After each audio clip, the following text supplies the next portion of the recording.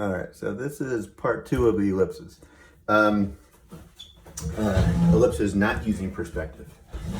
In this case, I'm going to sit down and draw.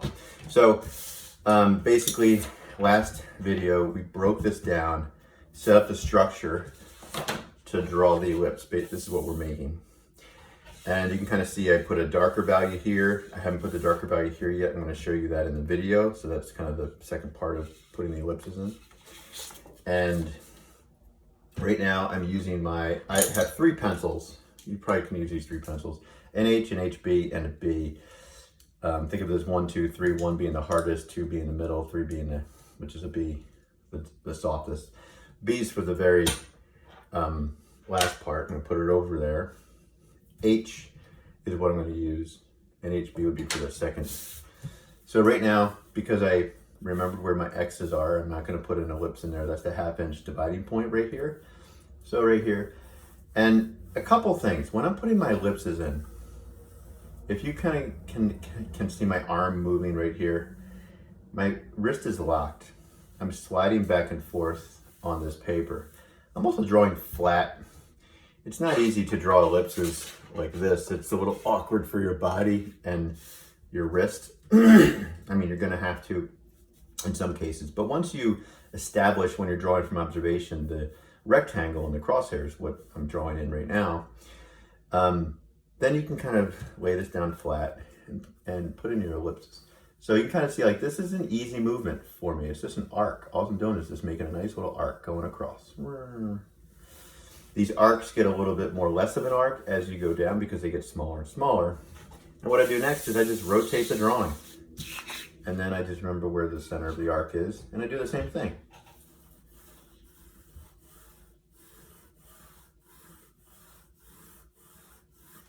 Okay, and there's about 3 or 4 lines here. I'm not sure which one it is. I'm not too concerned about that yet. I'll figure that out later.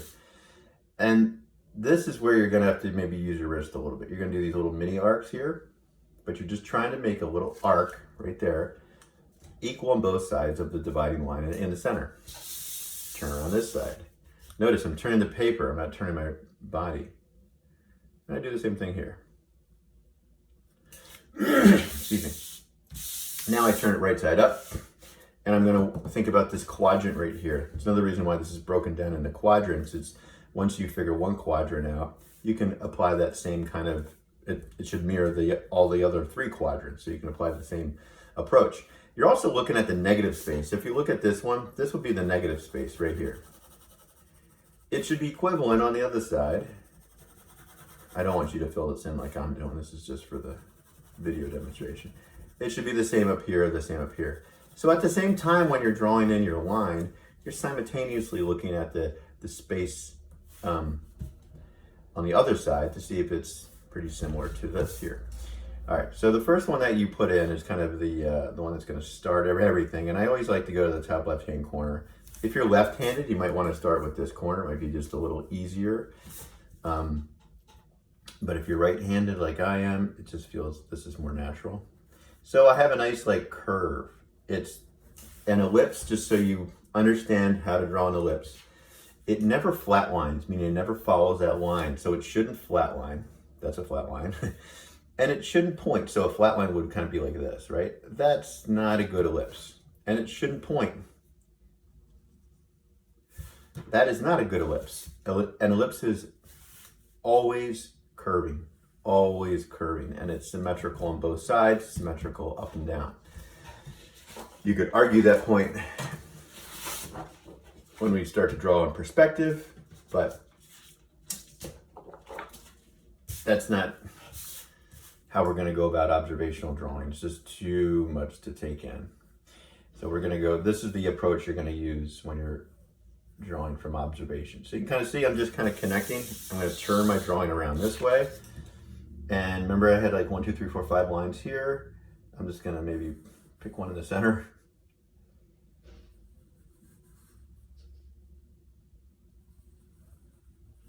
And you're going to go back and adjust these if need be.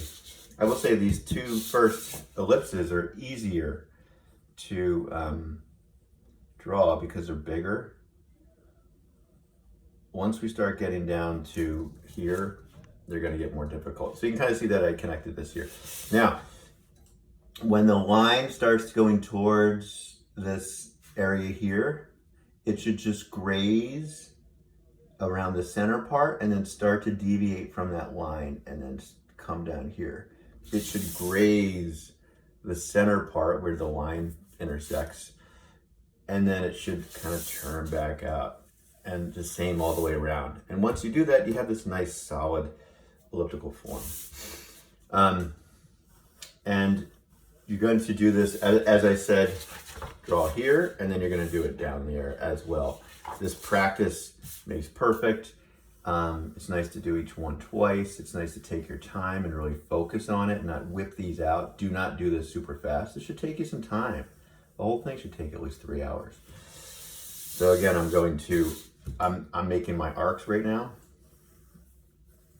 And if you make an arc and it's too much of an arc, I might be doing that at this moment. Then you can always adjust it. You can kind of see where that ends right here. It's a little too, it should be out a little bit more. Not a big deal. I'll fix that later. I'm going to put my little baby arcs in. Baby arcs. And then I'm going to start to connect. So this would connect right here. Notice I start with this one instead of that one, but it doesn't matter. So that top part feels pretty good. This one didn't seem so bad. Just grazes right there.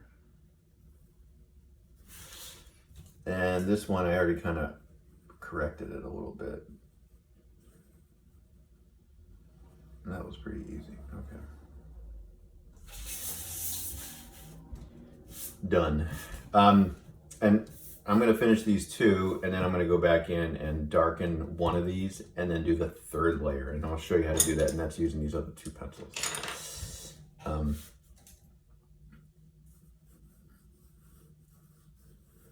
All right, so this is really hard. So this is really going to take me some practice. It's just such a subtle turn, and I'm trying to make it symmetrical on both sides. That's the best I can do. Turn it this way. And again, I'm starting in the center, and I'm just kind of like a pendulum of a clock, an old grandfather clock, kind of like going back and forth, back and forth. That's what I'm doing. And I'm doing it a few times, just like you're taking practice swings with a golf club or something like that. Not that you play golf, but at least you've seen someone to play and they take practice swings. All right, so I did my little tiny baby arcs. Now they're super small. And now I'm just kind of interconnecting it. That seems this left side, I think I got. Got it. I was going to do this side, but I'm going to turn the paper around. Why make it hard on myself? Make it easier on yourself. So that side, I got it. All right. Turn it this way. This side. And the more you do this, the more you're going to kind of see it and feel it and understand what's right and what's wrong, what's off. And you just have to practice it. I can't say like, go 2 inches to the right, and then you can do, like, every rectangle is different, and you just have to kind of understand what an ellipse looks like, and you're training your eye to see that. So I've done that one. Now I'm doing the most difficult one. This is a 1/4 of an inch high, and to be honest, you're going to experience this often in your drawing. Not often, but a few times. We're going to have to do this little tiny ellipse because you have something that's really close to your eye level.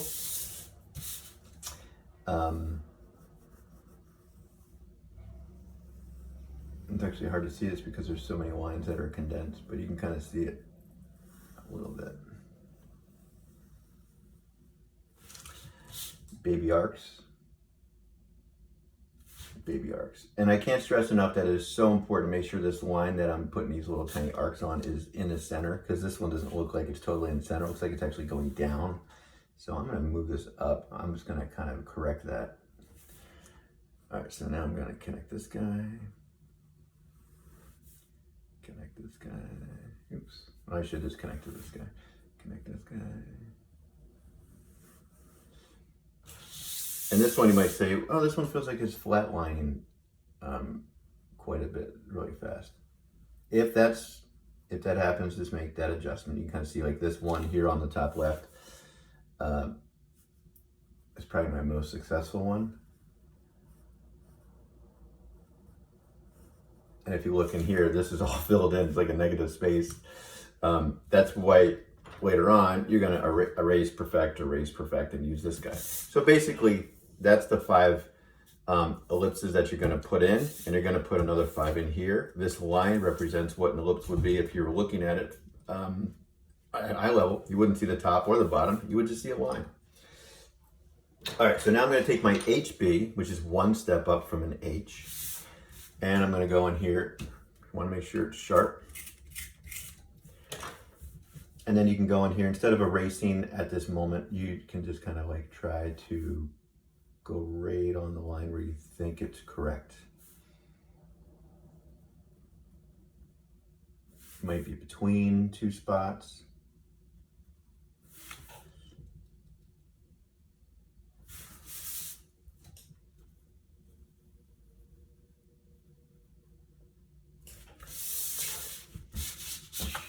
And the same thing here.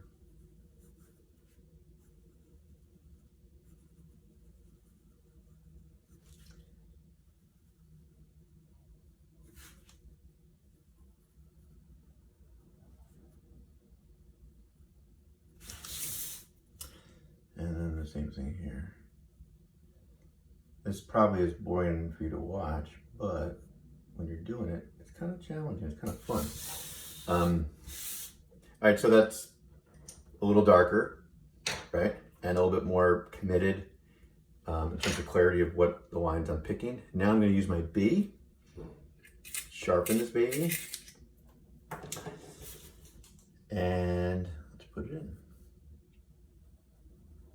Now your B is going to dull out faster than your other pencils, but you can already tell that it's, whoops, and sometimes it breaks, which annoys me because then I lost my line.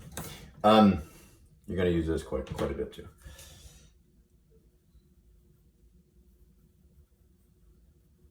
Notice I am using my wrist now, but I'm kind of going on an angle and I'm sliding my hand on the paper.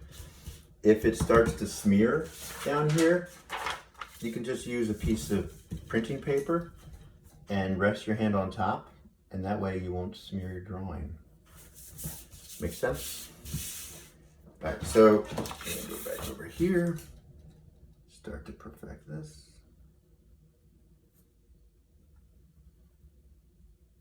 The nice thing about the darker value too that you're putting on here, those preliminary lines, which are called construction lines, and you should know that now based on the previous project, like this crosshair line, it starts to fade away because it's a lighter value and it kind of recedes in space.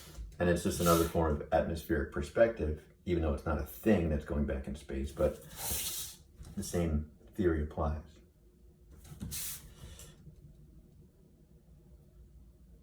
Now, if you make a little whoopsie-doo like I did right there, and it just kind of, the pencil just goes off on its own, just erase the little spot, and then try to reconnect it.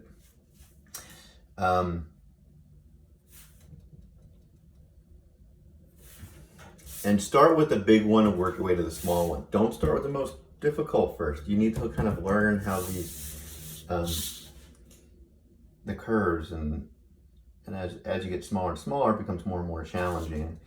So it's called scaffolding. Scaffold the stages, the challenges. So that's basically it. So once you apply this here, then you're going to put it all the way down. So it takes 3 layers, an H, an HB, and a B.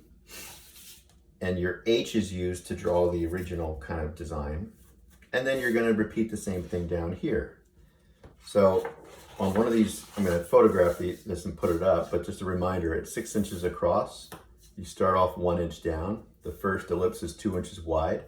there's always going to be a 1/2 inch divider between an ellipse. The second ellipse is a 1/2 inch smaller, which is 1.5 inches.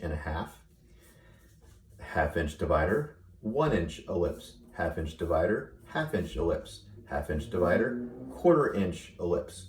And then here it's just whatever is left is left. And then you start putting this side in an inch down and then start working your way down.